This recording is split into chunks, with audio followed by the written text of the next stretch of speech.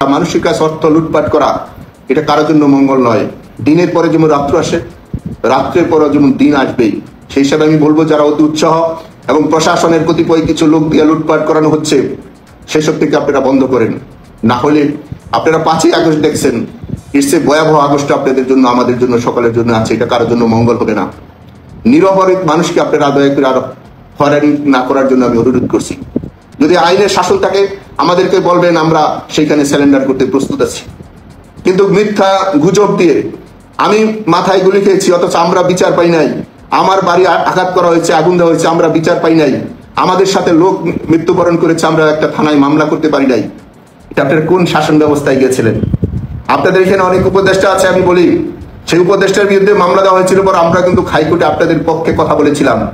আজকে সেই উপদেষ্টা হয়ে মানুষকে বিনা বিচারে আদালতে এবং জেলখানায় সহ বিভিন্ন জায়গায় আপনারা টর্চারিং সেল তৈরি করেছেন। অত্যন্ত দুঃখজনক। কিছুই গোপন থাকবে না, সবই প্রকাশ হবে এবং সবই ঘটনা যেগুলো হচ্ছে সবগুলোর সাক্ষী এবং তদন্ত আছে। আমি বাংলাদেশের মধ্যে, আমি আবারও বলছি, বিএনপি এবং ইসলামিক দলগুলো এবং স্বাধীনতার পক্ষে যারা যেখানে আছেন, যে অবস্থায় আছেন, আপনারা সকলেই সম্মানিত। আমি গাজীপুরের প্রত্যেকটি নাগরিককে আপনাদেরকে বলবো সবাই একসাথে চলার আমরা চেষ্টা করি। দেশটাকে আমরা সুন্দরভাবে গঠন করি।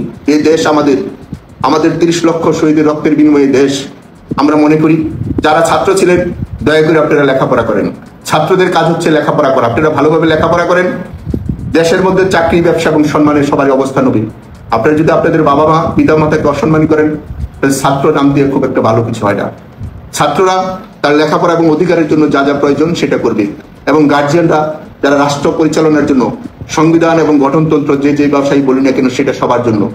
রাষ্ট্রের 18 কোটি মানুষের যেমন অধিকার আছে, রাষ্ট্রের পশু পাখি এবং জীববৈচিত্র্য সবার জন্য এই সংবিধান কাজে লাগে। একটা সংবিধান হচ্ছে মানুষের জন্মের শুরু থেকে একের মৃত্যু কবর পর্যন্ত এই সংবিধানের সকল কিছু তার বৈধতা থাকতে হবে।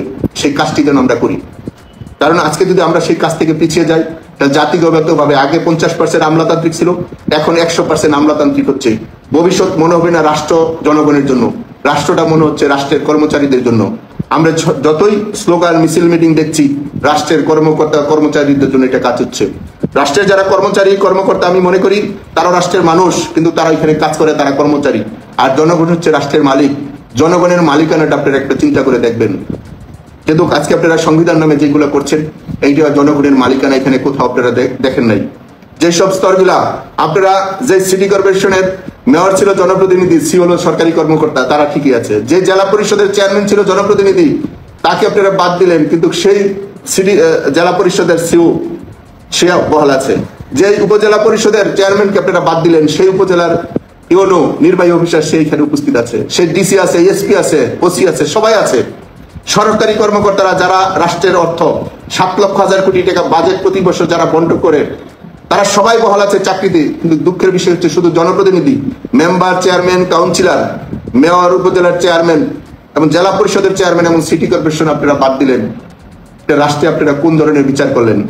একজন বিসিএস অফিসার মাত্র 4 জন কর্মকর্তা তার ভাইবা নেয়, আর একজন যিনি জনপ্রতিনিধি মেম্বার নির্বাচিত হয়, অন্তত 1000 মানুষ তাকে ভাইবা দিয়ে সেখানে প্রতিষ্ঠিত করে। একজন মেম্বার, একজন চেয়ারম্যান তার এলাকায় 1 কিলোমিটার হলে রাস্তা করতে পারে, কিন্তু একজন সচিব 1/2 কিলোমিটার রাস্তা করে না, কিন্তু সে রাষ্ট্রের সবকিছু বহন করে। ডিসি সে সরকারের রাজত্ব সবকিছু ব্যবহার করে। কিন্তু দুঃখের বিষয়, তাদের দুর্নীতি নিয়ে কোনো কথা হয় নাই। আজকে শুধু আওয়ামী লীগ নিয়ে আপনারা কথা বলছেন।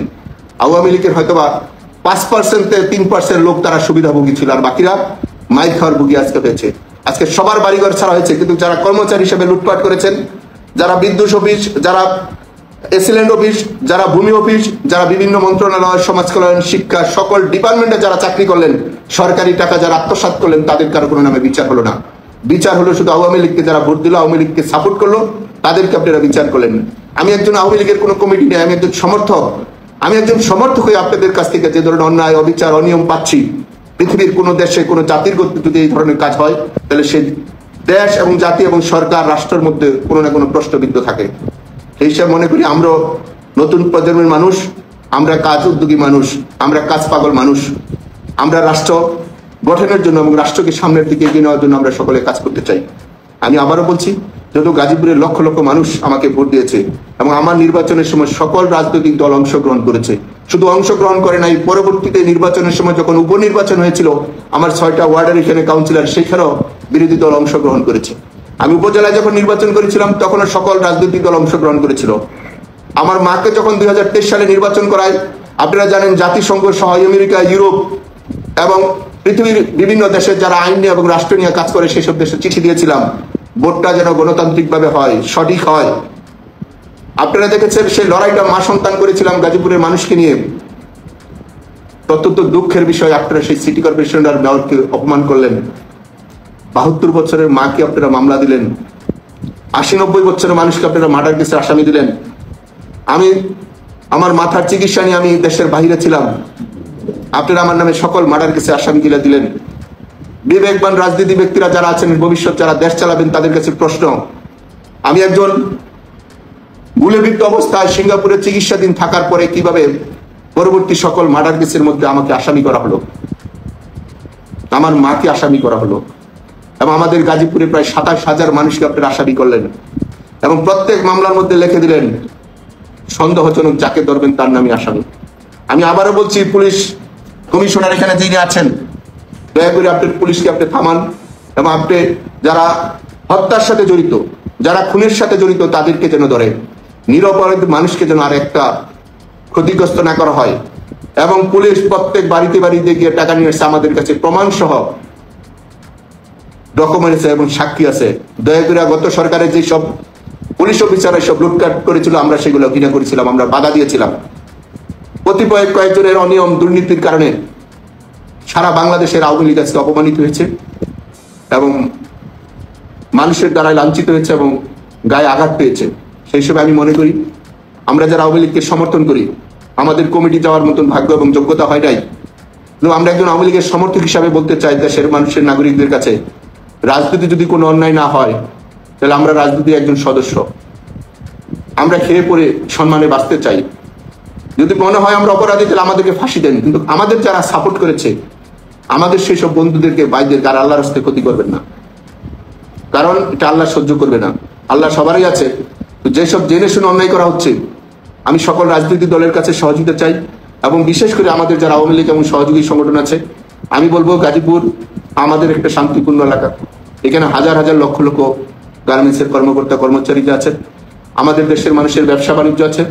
আপনারা কোন ইসলামিক দল এবং বিরোধী দল আওয়ামী লীগের সময় যেটা ছিল বিএনপি সহ কোনো রাজনৈতিক দলের সাথে কেউ কোনো ধরনের ঝগড়া বিবাদে যেন আমরা না জড়িত হই, কারণ রাজনীতি ব্যক্তিরা টাকা ছাড়া বেতন ছাড়া তারা কাজ করে, আর সরকারি কর্মকর্তারা বেতন নেয়, তারা রাষ্ট্রের সকল সুবিধা ভোগ করে, অতিরিক্ত তারা মুনাফা কামায়, তারা অন্যায় করে কিন্তু সাংগঠনিকভাবে পার্টির উপরে এগুলো দিয়ে যায়। বিগত সরকারের সময় দেখেছি অনেক কর্মকর্তা কর্মচারীর আঙ্গুল ফুলে কলা গাছ হয়েছে, কিন্তু আওয়ামী লীগের উপরে দোষ দিয়ে গেছেন, বিএনপি বা অন্য দলের উপরে আপনারা ফাঁসিয়ে দিয়েছেন।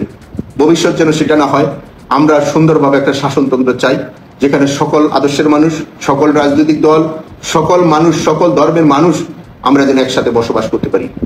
সেই হিসাবে আমি বললাম আমাদের নামে যেন আর যেন মিথ্যা গুজব যেন না ছড়ানো হয়। আমরা কোনো সন্ত্রাসী কাজ করি না এবং কাউকে করতেও দেই নাই। দেখেছেন যতবার মেয়র ছিলাম আমার এলাকায় সবাই শান্তিপূর্ণ অবস্থায় চলাফেরা করেছিল, কোনো মানুষ আতঙ্ক ছিল না, কোনো বিরোধী দলের সদস্যের উপরে ক্ষতিগ্রস্ত হলে আমি নিজে সেখানে গিয়ে উপস্থিত হতাম, আলোচনা করে একটা সমাধানের পথ বের করে দিতাম। অত্যন্ত দুঃখের বিষয়, ভালো কাজ করতে গিয়ে আজকে অপমানিত হচ্ছি, নিজের জন্মভূমি ছেড়ে অনেক দূরে থাকতে হচ্ছে। সেই হিসাবে আমি অনুরোধ করব আমাদের গাজীপুরের মানুষ এবং দেশবাসী, আপনারা সবাই যার যার জায়গা থেকে একটা সংশোধনী হওয়ার ব্যবস্থা করেন এবং সবার সাথে যেন সবার একটা সম্পর্ক থাকে। এই দেশটা সবার, কাউকে দেশের বাহিরে রেখে কেউ ভিতরে ভালো থাকতে পারে না। আপনাদের সবাইকে অনুরোধ করলাম দয়া করে যে যে দায়িত্ব আছেন, দয়া করে এই দায়িত্বের জায়গা থেকে সুষ্ঠু একটা সমাধানের পথ বের করে নিয়ে আসেন। রাগ অহংকার জিদ দিয়ে ভালো কিছু হয় না, সমাধানে একটা সুষ্ঠু পথ তৈরি করেন। যারা রাষ্ট্রের জ্ঞানী ব্যক্তিরা আছেন, সম্মানী ব্যক্তিরা আছেন এবং রাজনৈতিক নেতারা আছেন, আপনাদের কাছে অনুরোধ করলাম, আপনাদের কাছে সকলের কাছে অনুরোধ করলাম, সবাই আমাদের দেশের 90% মানুষ মুসলমান, ধর্মীয় নেতাদেরকে অনুরোধ করলাম দয়া করে আপনারা সবাই যার যার জায়গা থেকে সহযোগিতা করুন। এই রাষ্ট্রটা সবার, সবার জন্য যেটা মঙ্গল হয়। আমি আবারও বলছি, দিনের পরে রাত্র আসে, রাত্রের পরে দিন আসে। কেউ যারা অন্যায় করেছে তাদের পানিশমেন্ট হবে, আর যারা এখন অন্যায় করছেন তাদের জন্য ভয়াবহ পানিশমেন্টের ব্যবস্থা আছে। দয়া করে সবাই সংশোধন হয়ে একটা ভালো কিছু করার চেষ্টা করেন। 1 বছর এনাফ সময়, অনেক ক্ষতি হয়েছে। 1 বছর 1 দিন পরে আজকে আসলাম। দয়া করে সবার কাছে আমি অনুরোধ করলাম, দয়া করে সবাই একটা পরিবর্তনের জন্য একটা সামনের দিক, সবাই যেন একসাথে চলতে পারে সে একটা পথ সবাই মিলে তৈরি করুন। এই জন্মভূমি আপনাদের আমাদের সকলের ভবিষ্যৎ প্রজন্মের জন্য আমরা একটা ভালো কিছু রেখে দিতে চাই, যেখানে সবার বসবাসযোগ্য একটি শহর থাকবে, যে শহরের মানুষ সবাই নিজেদের দেশে বসবাস করবে। কারণ এখানে রাগ অহংকার করে লাভ নাই। আমি বলছি তো, স্বাধীনতার পর থেকে আর কোনো সরকারেরই সকলে দেশে থাকতে পারেন নাই। সবারই দেশের বাহিরে কোনো না কোনো ভাবে, কেউ আত্মগোপন বলেন, কেউ লুকিয়ে বলেন, কেউ চুরি করে বলেন, কেউ গা টাকা দিয়ে বলেন। আমার সমাজের, আমার দেশের কোনো মানুষের, কোনো সেক্টরের, কোনো এক্সট্রা কোনো পেশার মানুষের এক্সট্রা কোনো সম্মান নাই। এই সম্মানটা যেন আর নষ্ট না হয়, ভবিষ্যৎ নিজেদের সন্তানের দিকে চিন্তা করে আমরা সকলে একসাথে চলার একটা পথ তৈরি করি। আমাদের যা ক্ষতি করেছেন অসুবিধা নাই, আমাদের সম্পদ যা আছে নিয়ে দেন, কোনো সমস্যা নাই, কিন্তু দয়া করে আমাদের মানুষগুলোকে বাঁচতে দেন, আর আমরা আমাদের মানুষগুলোর সাথে একসাথে থাকি, জন্মভূমিতে আমরা অবস্থান করি। এটাই আমরা আপনাদের সকলের কাছে অনুরোধ করব। আমি আবারও বলছি, আমাদের কোনো নেতৃবৃন্দ, কোনো সাপোর্টার, আমাদের যারা ভোট দিয়েছে, আমাদের সমর্থন করেছে, আল্লাহর রাস্তায় দয়া করে তাদের আর কোনো ক্ষতি করবেন না। যদি মনে হয় আমরা আমাদের সরিয়ে দিলে আপনাদের ভালো, আপনারা নির্বাচন করবেন, করেন, কোনো সমস্যা নাই। আমাদের বাড়ি সম্পত্তি যা আছে যদি মনে হয় আপনি নিয়ে যাবেন, নিয়ে যান, কোনো সমস্যা নাই। দয়া করে আমাদের কবরের জায়গাটুকু রাখেন, দয়া করে আমাদের কবরের জায়গাটুকু আপনারা রাখেন। কারণ আমি আপনাদের সম্মান না দিলে আপনাকে সম্মান দিবে না, আমাকে সম্মান না দিলে আপনিও কোনোদিন সম্মানিত হবেন না। হয়তোবা কিছুক্ষণের জন্য আপনারা হাততালি পাবেন, আপনাদের সকলের ফাইল রাষ্ট্রীয়ভাবে কোনো না কোনো কেউ সামনের দিকে রাখছে, একদিন আপনাদেরকে এভাবে ঘাড় ধাক্কা দিয়ে বের করে দিবে।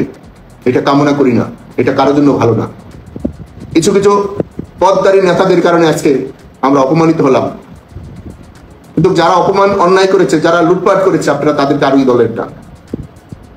সেই হিসাবে যারা অন্যায় করেছে, রাষ্ট্রীয়ভাবে লুটপাট করেছে, আওয়ামী লীগকে এবং আওয়ামী লীগের সহযোগী সংগঠনকে বেকায়দায় ফেলে গেছে, হায়াতে যদি থাকি সেগুলা সামনের দিন বলবো, সত্য কি জিনিস সেটা সামনের জনগণকে জানাবো। কারণ আমি নিজে সিটি কর্পোরেশন 3 বছর থেকে আমি সিটি কর্পোরেশন নিজের সম্মানী ভাতাটাই গ্রহণ করি নাই, অথচ আমাকে 7,500 কোটি টাকা আত্মসাতের দুদক তারা প্রেস ব্রিফিং করে দিয়েছিলেন। এটা গত সরকারও 2021 সালে কাজটা করেছিল। আমাকে একদিন 28টা মামলা দেওয়া হয়েছিল, আমার মেয়রের পদটা নিয়ে নেওয়া হয়েছিল, পার্টির থেকে আমাকে সাধারণ সম্পাদক পদটি বের করে দেওয়া হয়েছিল। আমাদের এইখানে একজন মাননীয় মন্ত্রী, মাননীয় সংসদ সদস্য, সে তার নিজেদের সাংবাদিক নাম দিয়ে তাদের হাত দিয়ে চিঠি লিখিয়ে মন্ত্রণালয় পাঠিয়ে দিয়েছিল। আজকে আপনারা কি ভালো আছেন? আপনারা যে আপনাদের ভাইয়ের বিরুদ্ধে ভাবে মিথ্যা প্রচার করেছেন, আজকে কি বুকে হাত দিয়ে বলেন আপনারা কি ভালো আছেন? গাজীপুরকে যে ক্ষতিগ্রস্ত করেছেন, আওয়ামী লীগকে যে ক্ষতিগ্রস্ত করেছিলেন, আজকে নিজের বিবেককে প্রশ্ন করেন তো। নিজের হাজার হাজার মানুষকে মামলা দিয়েছেন, লক্ষ লক্ষ মানুষকে ঘর ছাড়া করেছেন, শুধু আমাদের সমর্থন করার কারণে। এটার জন্য আমরা প্রস্তুত ছিলাম না।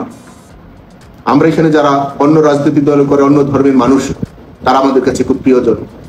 সময় পরিস্থিতি আরো কথা বলবো। আমি আমাদের 3200 আলেমদেরকে একটা সম্মানী ভাতা দিয়েছিলাম, সেটাও দুদক উল্লেখ করে লিখছে, এটা আমার আত্মসাৎ। আমি যদি 2500 মসজিদের ইমাম খতিবদেরকে সম্মানী ভাতা দিয়ে থাকি, সেটা যদি আমার আত্মসাৎ হয়, তাহলে সেই পাপে আমার ফাঁসিও দিয়ে দিতে পারেন, কোনো সমস্যা নেই। কিন্তু দয়া করে আমাকে যারা সাপোর্ট করছে তাদেরকে আপনারা পচা কথা বলবেন না, তাদেরকে অপমান করবেন না, কারণ তারা আমার নিঃস্বার্থভাবেই ভালোবাসছে। সেই হিসাবে আমি প্রশাসনকে বলবো, দয়া করে আপনারা চাকরি করে যান, সমস্যা নাই, করেন। দেশে বিদেশে অনেকে পাচার করতেছেন, চলতেছেন, সন্তানদেরকে প্রতিষ্ঠিত করতেছেন, করেন, সমস্যা নাই। কিন্তু দয়া করে আর গাজীপুরের মানুষকে অপমানিত করেন না, গাজীপুরের মানুষটা আর কষ্ট দিবেন না। এবং আমাদের তরুণ সন্তানদেরকে লেখাপড়ার সুযোগটা দেন, তারা স্কুল, কলেজ, বিশ্ববিদ্যালয়ে যাক। যে সন্তানরা বাবা মা পাচ্ছেন 1 বছর ধরে তার হাই স্কুল, প্রাইমারি স্কুল, সেই বাচ্চাটা প্রতিদিন চোখের পানি ফেলায় তার বাবার জন্য, তার থেকে আপনারা মুক্তি দেন। রাজনীতিটা একটা সভ্য জায়গায় নিয়ে আসেন। পরিবারতন্ত্র, অযোগ্যরা যোগ্য স্থানে যাবে সেটা যেন না হতে পারে, সেটা করা একটা সুযোগ তৈরি করা দেওয়া হোক। গণতান্ত্রিকভাবে সকল রাজনৈতিক ব্যক্তিরা যেন এখানে সম্মানে থাকে, প্রশাসনিক কর্মকর্তারা যেন তারা দায়িত্বটা পালন করে, তাহলে আমাদের সকলের জন্য একটা রাষ্ট্রীয় ব্যবস্থা, শাসন ব্যবস্থার মধ্যে আমরা ভালো থাকবো। আর প্রধানমন্ত্রী দপ্তর থেকে শুরু করে যারা রাষ্ট্র তোষণ দিয়েছে বাংলাদেশ ব্যাংক, তাদের বিরুদ্ধে কারো কোনো ধরনের ব্যবস্থা দেখি নাই। আগামী দিন আসবো, আমি সেই ব্যাখ্যাগুলো দিব, তারা কিভাবে রাষ্ট্র চোষণ দিয়ে ব্যাংক লুট করেছে, কিন্তু তাদের নাম এখন পর্যন্ত কোনো ধরনের মামলায় আসে নাই, তারা কোনো ধরনের ক্ষতিগ্রস্ত হয় নাই। শুধু ক্ষতিগ্রস্ত হয়েছে আওয়ামী লীগের লোক, আওয়ামী লীগ সমর্থক, যারা মিছিল মিটিং করেছে, নিঃস্বার্থভাবে দলের মধ্যে কাজ করেছে, তারা সবাই আশা নিল। দয়া করে এগুলা পরিবর্তন চাই, সামনের দিনটা যেন ভালো চলতে পারি। আমাদের ভুল ত্রুটি আমরা আমাদের জন্য সকলের জন্য ক্ষমা প্রার্থী। আমরা প্রতি মুহূর্তেই তওবা করি মুসলমান হিসেবে, প্রতি মুহূর্তেই নিজেদের কাছে নিজেরা ছড়িয়ে পড়ি। কারণ মানুষ যখন আমরা হেঁটে যাই, আমাদের পায়ের নিচে পিঁপড়া অনেক প্রাণীও মারা যায়, হয়তো আমরা বুঝে অথবা না বুঝে আমাদের দ্বারাই ক্ষতিগ্রস্ত হয়। সেজন্য আমরা মুসলমান হিসেবে যখন নামাজ পড়ি, প্রত্যেক সময় আমরা তওবা করি এবং পরিবর্তন হওয়ার চেষ্টা করি। আমরা মানুষ কোনো ফেরেশতা নয়, মানুষের ভুল হয়। সেই হিসেবে আমাদের চলাফেরায়, কথাবার্তায় যদি কেউ কষ্ট পেয়ে থাকেন, আমরা সার্বক্ষণ আমরা আমাদের জন্য সরি বলে থাকি। সেই হিসাবে আমাদের সাথে যারা অন্যায় করেছে, ভুল করেছে, আমরা তাদের কোনো সময় অভিশাপ দিই নয়, তাদের জন্য পরিবর্তন হওয়ার জন্য, সংশোধন হওয়ার জন্য বলি। যদি মনে হয় আপনারা সংশোধন হবেন, হন। আর যদি মনে না হয়, আপনারা হয়তো বা সময় নেন। কিন্তু আপনারা সকলে এই সমাজের মানুষ, সকলে যেন আমরা এই রাষ্ট্র এবং এই দেশের যার যার অঞ্চলে যেন বসবাস করতে পারে। বাংলাদেশের এই 4700 ইউনিয়ন পরিষদ, এই ওয়ার্ড, গ্রাম, থানা, জেলা, মহানগর, সকলে যেন আমরা একসাথে বসবাস করতে পারি। আমরা একই দেশের মানুষ। আর আমি আমাদের দলের এবং আমাদের সমর্থকদের বলবো, দয়া করে রাজনীতি হিসাবে কেউ কাউকে গোষ্ঠী তুলে, পার্টি তুলে এবং কোনো অন্যের দোষ আরেকজনের উপর না দিয়া, যে ব্যক্তিটা যে দোষ অন্যায় করে তার উপরে বলা হলো। আওয়ামী লীগ খারাপ শব্দটা বলেন, যারা খারাপ তাদেরকে খারাপ বলেন, যারা বিএনপি বলে খারাপ বলেন, যারা বিএনপি খারাপ তাদেরকে খারাপ বলা হোক, যারা ইসলামিক সংগঠনের ভালো তাদেরকে ভালো বলা হোক, যাদেরকে খারাপ ব্যক্তি হিসেবে তাদেরকে বলা হোক। কোন রাজনৈতিক দল যারা গঠন করে তারা খারাপ হিসেবে গঠন করে না।